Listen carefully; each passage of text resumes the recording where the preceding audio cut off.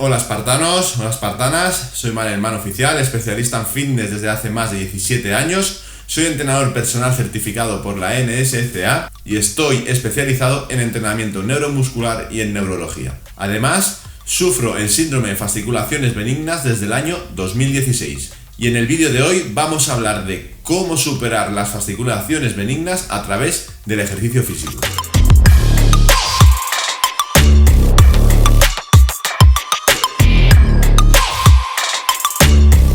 Bien, como hemos dicho, en este vídeo vamos a hablar de cómo podemos superar o bien disminuir los síntomas que sufrimos las personas que padecemos el síndrome de fasciculaciones benignas a través del deporte. Pero antes de profundizar en cómo puede ser beneficioso el deporte físico, la actividad física, para disminuir los síntomas del síndrome de fasciculaciones benignas, antes de nada me gustaría hablar de qué es el sistema nervioso. ¿Y por qué quiero hablar del sistema nervioso? Al final, a día de hoy, todavía no se sabe la causa exacta del origen del síndrome de fasciculaciones benignas. Yo al final, después de mucho investigar, de mucho analizar, de ver mi propia evolución, he llegado a la conclusión de que se trata de un desajuste del sistema nervioso. Hay teorías que indican que el síndrome de fasciculaciones benignas puede venir causado por un virus. Algunas otras informaciones indican que puede ser la tiroides la causante. En algunos casos sí que podría ser cierto que podría ser algunos pequeños problemas que tenemos en la columna vertebral, pero la realidad es que yo me he hecho infinitas pruebas tanto de tiroides, tanto de virus, tanto como de mi columna vertebral y siempre las pruebas han salido totalmente normales. Por eso, mi conclusión es que el síndrome de fasciculaciones benignas viene causada por un desajuste del sistema nervioso central. Y es que muchas de las personas que me escriben por privado, tanto en los comentarios de los vídeos, como por WhatsApp o por mensaje de Instagram, todos coincidimos, y también me uno a ello, en que en el momento en que se inician esas fasciculaciones benignas, todos o casi todos pasamos por unos niveles muy altos de estrés, unos niveles muy altos de ansiedad que seguramente nos han disparado la hormona del cortisol, la famosa hormona del estrés. Entonces, ¿qué es el sistema nervioso? El sistema nervioso humano es el dispositivo más complejo de nuestro cuerpo y es, digamos, aquello que se encarga de controlar todos los procesos que ocurren en nuestro organismo. Es decir, el sistema nervioso humano envía y recibe instrucciones para que todo funcione correctamente en nuestro cuerpo. Es decir, nuestro sistema nervioso va a ser el encargado de mandar un mensaje a nuestro cuerpo para hacer cualquier tipo de movimiento, como puede ser coger una pesa, como puede ser correr o como puede ser estar yo aquí ahora mismo hablando y gesticulando. Al final, a la conclusión que yo he llegado es que cuando nosotros estamos en niveles muy altos de estrés, en niveles muy altos de ansiedad, nuestro sistema nervioso central sufre y sufre muchísimo y eso le ocasiona un desgaste muy importante. ¿Qué pasa? Que no nos vamos dando cuenta y va sucediendo paulatinamente. Ese desgaste va sucediendo día tras día, poquito a poquito, hasta el momento en que ya está agotado y es cuando las órdenes que transmite ya no son correctas. Entonces, este agotamiento del sistema nervioso hace que involuntariamente nuestro sistema nervioso, nuestro cerebro, envíe órdenes involuntarias a nuestros músculos que ocasionan que nuestro músculo fascicule, tenga fasciculaciones o bien mioclonías. Y lo hace de manera totalmente involuntaria porque nosotros no estamos mandando este mensaje. Es nuestro sistema nervioso involuntariamente que manda ese mensaje, que manda esa orden y nuestro cuerpo obedece a esa orden, involuntariamente, pero lo obedece. Entonces, ¿hay maneras de regular este estrés, de regular esta ansiedad? Efectivamente, hay maneras y una de las maneras más efectivas es el deporte, es el ejercicio físico, que para mí fue una de las cosas más importantes, una de las cosas clave para que yo notara una mejoría tan importante que a día de hoy considere que yo no tengo fasciculaciones benignas, porque es lo que siempre digo, el pensar que no tienes fasciculaciones, el pensar que las fasciculaciones no están ahí, al final es no tener fasciculaciones benignas. Entonces, ¿cómo el deporte puede ayudarnos a disminuir estos efectos de las fasciculaciones benignas? El deporte puede ayudarnos ya que cuando practicamos, ya sea por una parte entrenamiento de fuerza o ya sea por otra parte entrenamiento aeróbico, nuestro cuerpo experimenta aquello que llamamos unas adaptaciones físicas que van a ser inmediatas, es decir, que van a ocurrir al instante en el que iniciamos a practicar deporte, o crónicas, es decir, que van a ir ocurriendo mientras alargamos en el tiempo el ejercicio físico. Entonces, ¿cuáles van a ser estas adaptaciones? Vamos a diferenciar, como hemos dicho, dos tipos de ejercicio. Por una parte, el entrenamiento de fuerza y por otra parte, el entrenamiento aeróbico. Vamos a empezar por el entrenamiento de fuerza. ¿Qué es el entrenamiento de fuerza? Es el entrenamiento que hacemos con pesas. Es el entrenamiento que va a suponer que utilicemos una carga para crear una resistencia en el músculo que nos obligue a hacer contracciones concéntricas, excéntricas e incluso isométricas. Y es que el entrenamiento de fuerza no solamente sirve para lucir unos músculos bonitos, sino que, como digo, nos va a traer muchos beneficios. Las primeras respuestas que vamos a tener en nuestro cuerpo con el entrenamiento de fuerza va a ser a nivel neurológico. Y es aquí donde resulta muy interesante el entrenamiento de fuerza para combatir los síntomas del síndrome de fasciculaciones benignas. ¿Qué mejorías vamos a tener a través de un entrenamiento de fuerza? Pues las primeras respuestas que vamos a tener con el entrenamiento de fuerza van a ser a nivel neurológico, lo que va a ayudar, evidentemente, a mejorar nuestro sistema nervioso. Uno de los cambios más notables que vamos a tener es una amplitud de nuestro electromiograma. Seguramente la mayoría de vosotros, cuando habéis ido al neurólogo, os han hecho un electromiograma que ha salido totalmente normal, que confirma que la función de la motoneurona es totalmente normal, pero con el entrenamiento de fuerza vamos a ampliar la magnitud de este electromiograma. ¿Y qué significa eso? Eso significa, resumiendo, que vamos a aumentar el número de neuronas motoras reclutadas. Y al aumentar este número de neuronas motoras, lo que vamos a conseguir es que se activen más nuestras fibras musculares. Y esto, en un inicio, os lo digo por experiencia, va a hacer que las fasciculaciones aumenten.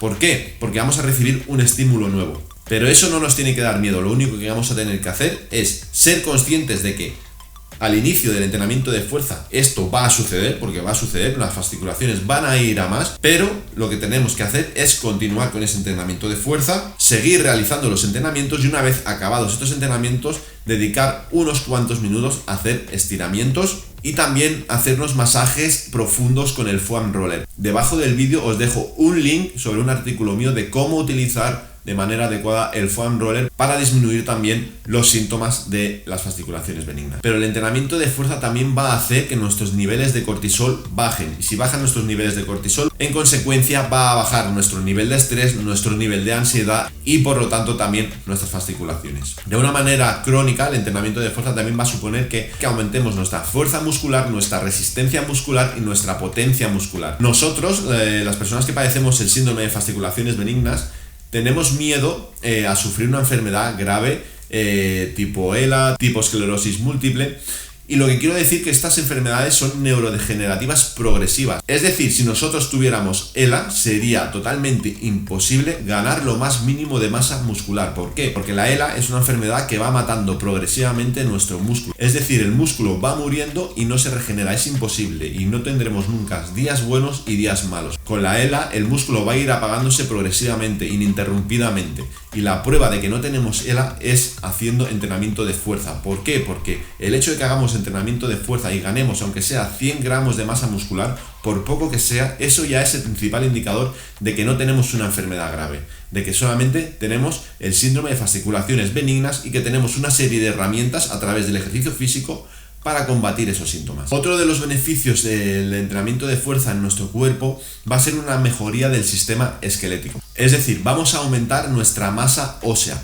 Aparte de esto, también vamos a sufrir cambios en los tendones y en los ligamentos, ya que estos están formados principalmente de colágeno. Y por su estructura, estos tendones y estos ligamentos no necesitan ni mucho oxígeno ni mucha sangre para producir más colágeno. Lo que necesita es entrenamiento de fuerza. El entrenamiento de fuerza lo que va a provocar es que estas cargas, estas estimulaciones, produzcan más colágeno. Entonces, a más colágeno en nuestros tendones y en nuestros ligamentos, menores dolores articulares vamos a tener, que es otro de los síntomas que tenemos las personas que sufrimos el síndrome de fasciculaciones benignas. Y para acabar, el entrenamiento de fuerza también va a aumentar nuestra resistencia cardiorrespiratoria. A veces o casi siempre relacionamos la mejoría de nuestro sistema cardiorrespiratorio al entrenamiento cardiovascular, pero esto no es así. El entrenamiento de fuerza también va a mejorar nuestra capacidad aeróbica. Y es que el entrenamiento de fuerza va a amplificar la resistencia muscular al aumentar la potencia y la fuerza muscular. Por lo que a más potencia y a más fuerza muscular, menos fasciculaciones o menos intensas van a ser estas fasciculaciones en el tiempo. Cuanto largo, cuanto más tiempo llevemos haciendo entrenamiento de fuerza. Y por otra parte tenemos el entrenamiento aeróbico. Este tipo de entrenamiento lo que va a mejorar principalmente es nuestro sistema cardiovascular y lo va haciendo aumentando nuestra frecuencia cardíaca, nuestro volumen sistólico, nuestro gasto cardíaco y nuestro flujo sanguíneo en general, entre otros muchos beneficios. Esto que va a hacer que nuestro cuerpo tenga una mayor oxigenación. A mayor oxigenación, más transporte de nutrientes y menos producción de cortisol, lo que va a hacer también que disminuyan nuestros niveles de estrés y ansiedad, que al final es crucial, es lo más importante, rebajar esos niveles de estrés y de ansiedad para disminuir los efectos, los síntomas del síndrome de fasciculaciones benignas. Dicho todo esto, insisto, el ejercicio físico es beneficioso para todas las enfermedades. Y cuando digo todas las enfermedades, son absolutamente todas las enfermedades.